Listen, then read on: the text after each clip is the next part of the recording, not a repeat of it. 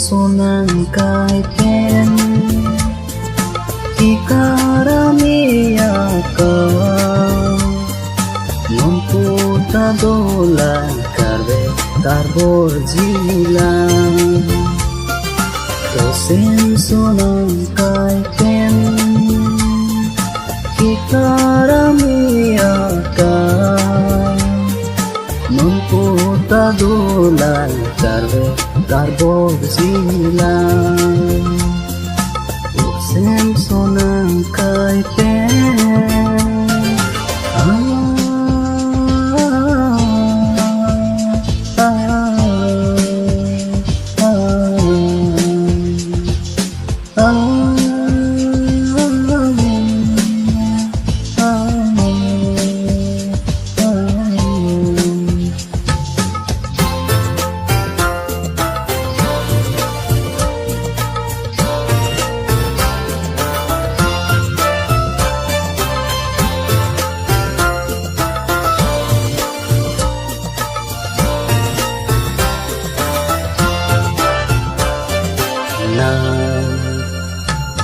Jesongamu kirika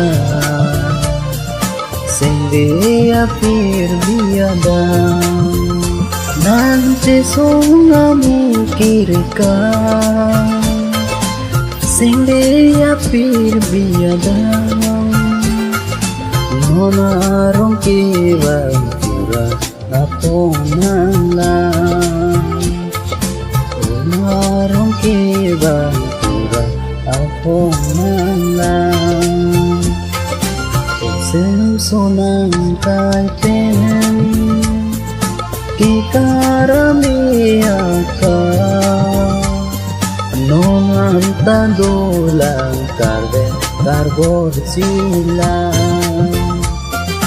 Tosen sonang kaipen